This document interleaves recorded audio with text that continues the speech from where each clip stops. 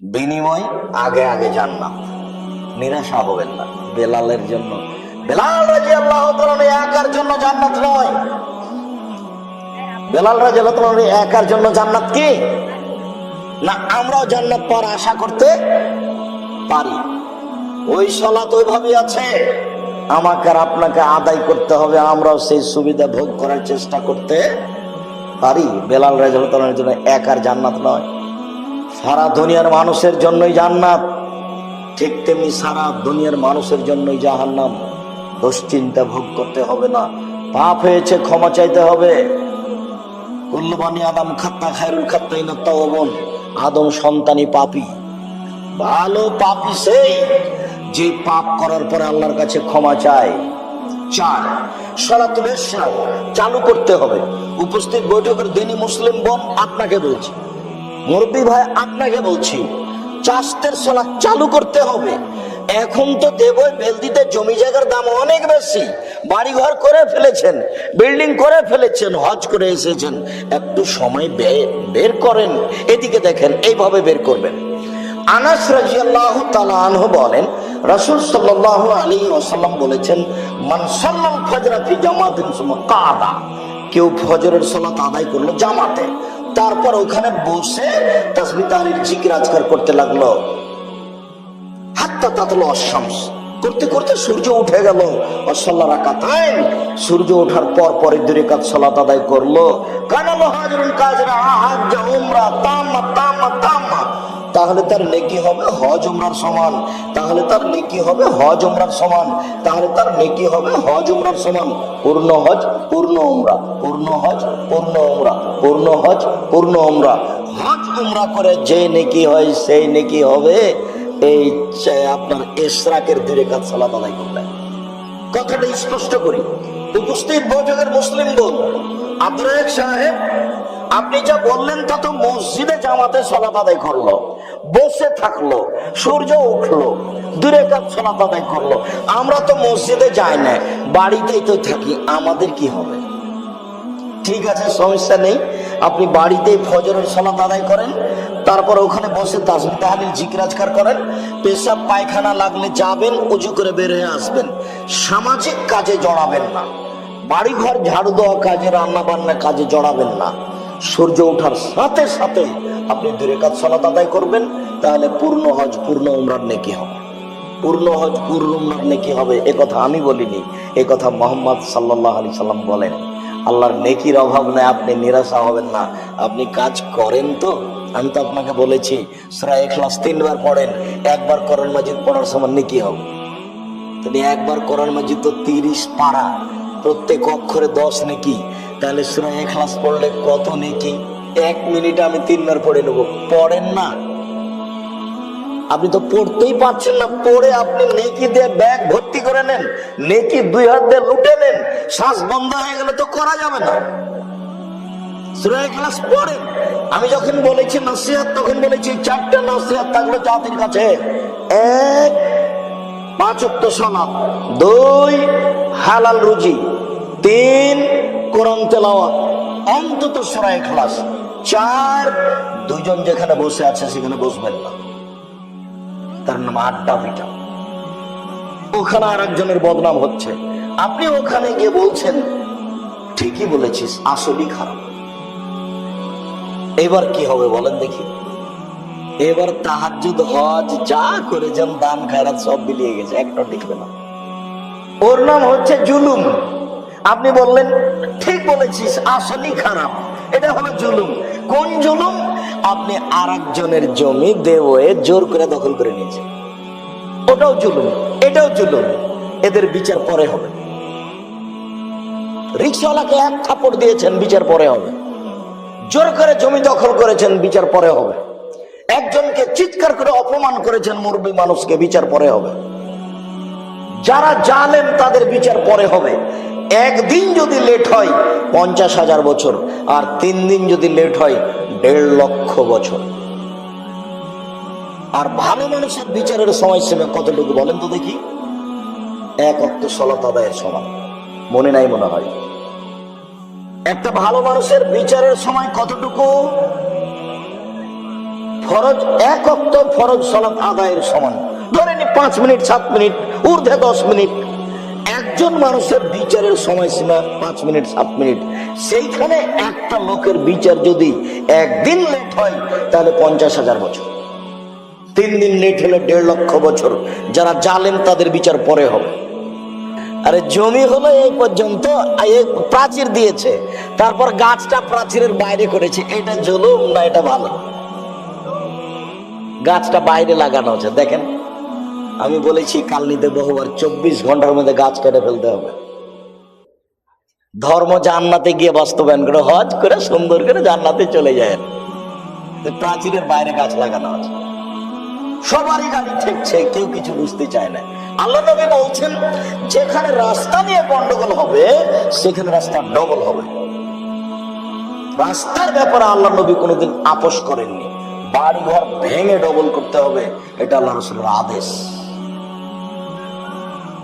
জুলুম কথাটা বলতে গিয়ে চট করে এটা মনে পড়ে গেল যে প্রাচীর দেওয়া আছে আপনার শেষ সীমায়, প্রাচীরের বাইরে গাছ লাগানো আছে সব রাস্তায়, যেখান দিয়ে হাঁটবেন সেখানে। আরেকটা জিনিস আমরা বলতে পারি না, চাঁপাইনবাবগঞ্জে যেসব এলাকা আমাদের বাড়ি, তো এইরকম তো আমরা বুঝিনি, গ্রামে আমরা বসবাস করি, তো কেউ যদি রাস্তার দিকে আগে একটা খোঁটা পুঁতেছে গরু বেঁধে রাখবে, খোঁটা বুঝেন আপনারা, ওখানে গরু বেঁধে রাখবে সেই জন্য, তখন যে মুরব্বী হেঁটেছে সে বলেছে এই ছেলে ওখানে খোঁটাটা পুঁতছো কেন, গরুটা রাস্তায় চলে আসবে না, একটু খেয়াল করছো না, আর একটু ভেতরে পুঁতো, আর একটু ভেতরে পুঁতো। তখন ওই লোকটা ওই খোঁটাটা ছেলেটা খোঁটাটা ওখান থেকে তুলে নিয়ে 2 ফুট 3 ফুট আবার 4 ফুট ভিতরে পুঁতেছে। অবাক, কেউ কাউকে কিছু বলে না, কই আমি তো দেখতে পাই না, বুঝতে পারি না। আমি তো অনেকদিন থেকে আছি, 2013 সাল থেকে আছি। 2013 সালের 9 ফেব্রুয়ারি, 9 এপ্রিল কি ফেব্রুয়ারি এসেছিলাম প্রোগ্রামে, যেদিন ডাক্তার আব্দুস সুবহানের সাথে সকালে দেখা হয়। মুশারফদের বাসাতে রাতে ছিলাম, সকালে ডাক্তার আব্দুস সুবহানের সাথে দেখা হলো। প্রায় 90 বছরের একজন বৃদ্ধ মানুষ, হালকা পাতলা কান্নাকাটি করে বলছে অনেক দিন থেকে আমি একটু জমি সংগ্রহ করে রেখেছিলাম, কিছু করতে পারি না, পড়ে আছে।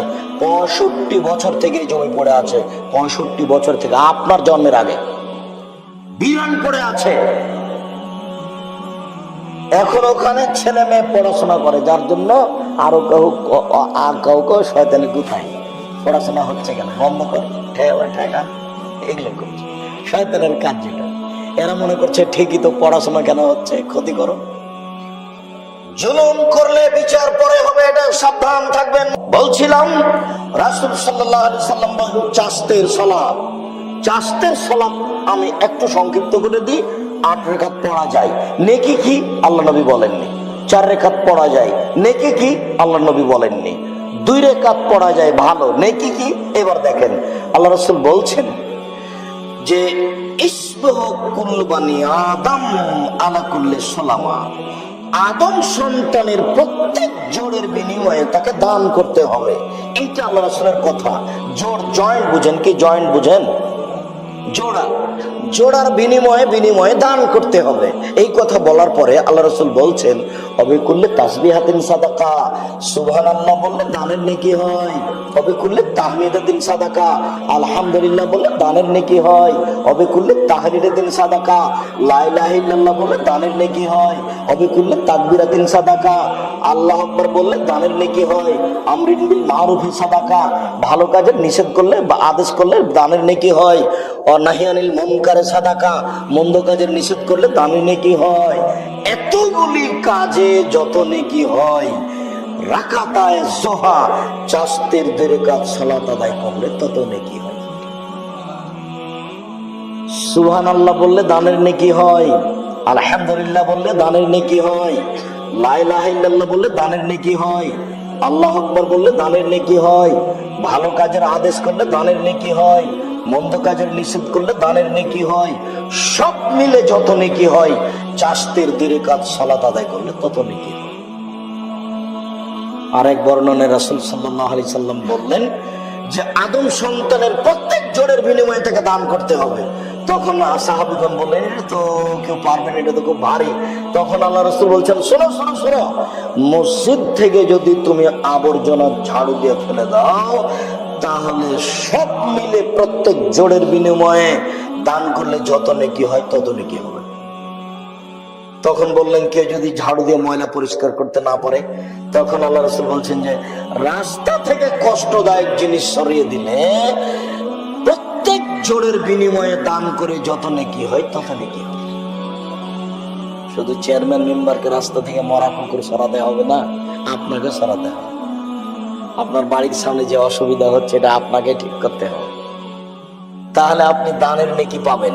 এইবার সাহাবীগণ বলছেন এইটা যদি না পারে, তখন আল্লাহ রাসূল বলছেন ইয়াজিদ মিন যালিকা রাকাতাই দুহা, তাহলে চাষতের 2 রাকাত সালাত আদায় করলে এইগুলি যত কিছু আছে সব করে যত নেকি হবে, চাষতের 2 রাকাত সালাতে তত নেকি হবে।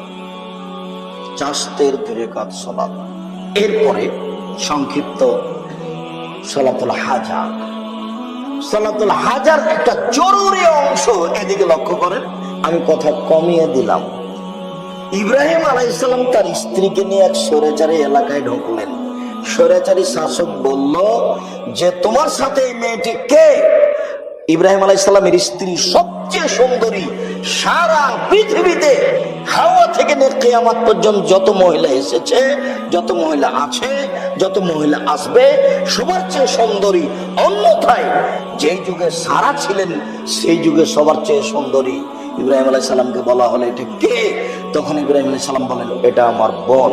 তারপরে তিনি তার স্ত্রীর কাছে গিয়ে বললেন, সারা তুমি আমাকে মিথ্যুক প্রমাণ করো না, আমি কিন্তু তাদেরকে বলে দিয়েছি তুমি আমার বোন। তুমি যদি বলো যে ইব্রাহিম আমার ভাই, তাহলে তো আমি মিথ্যুক প্রমাণ হয়ে যাব। মনে রেখো সারা, ইন আলালার যে গায়রিও গায়রুকে মুমিনুন, আমি আর তুমি ছাড়াই মাটির উপরে কোনো মুমিন পুরুষ নারী নেই, এই হিসেবে আমরা ভাই বোন বটে।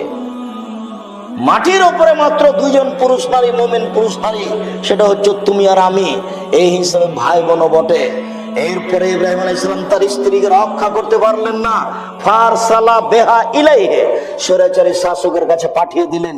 ফাকামা ইলাইহা, ঘরে ঢুকতে স্বৈরাচারী শাসক তার দিকে আগিয়ে গেল তার গায়ে হাত লাগানোর জন্য। উপস্থিত বৈঠকের মুসলিম বোন 1 মিনিট এদিকে লক্ষ্য করেন, যারা গেছে গেছে তাকদীর নিয়ে গেছে, আপনি বসে আছেন 1 মিনিট আপনি দেখেন, এদিকে দেখেন। যেমন স্বৈরাচারী শাসক তার দিকে আগিয়ে গেছে, তখন তিনি বলছেন থামেন, আগে ওযু হবে, 2 রাকাত সালাত হবে, তারপরে কোনো কথা। সারা ওযু করলেন, 2 রাকাত সালাত আদায় করলেন। 2 রাকাত সালাত আদায় করে বলছেন আল্লাহুম্মা, হে আল্লাহ, ইন কুনতু আমানতু বিকা ওয়া রাসূলিকা, যদি আমি তোমাকে বিশ্বাস করে থাকি, তোমার নবী ইব্রাহিমকে বিশ্বাস করে থাকি, ওয়া হাসানতু ফারজি লিল্লাহ জাওজি, জিন্দেগিতে আমার লজ্জা স্থান আমার স্বামী ছাড়া কাউকে ব্যবহার করতে না দিয়ে থাকি, এই কথা দিয়ে যদি 3টা ঠিক হয়ে থাকে, 1 তুমি এক আল্লাহ এটা মেনে নিয়েছি, 2 ইব্রাহিম নবী এটা মেনে নিয়েছি, 3 জিন্দেগিতে আমি কোনোদিন জেনা করিনি, এই 3টে কথা যদি সত্য হয়ে থাকে, ফালা তুসাল্লি তালায়াল কাফেরা, তাহলে নির্জন ঘরে এই স্বৈরাচারী শাসক কাফের জন্য আমার গায়ে হাত লাগাতে না পারে। কথা শেষই হয়নি, অজ্ঞান হয়ে পড়ে গেছে। এর নাম সালাতুল হাজা, বিপদে পড়ে 2 রাকাত সালাত। বুঝা গেল না কথা? মনে হয় ইব্রাহিম আলাইহিস সালামের স্ত্রী এই কথা বলার পূর্বে কি করলেন?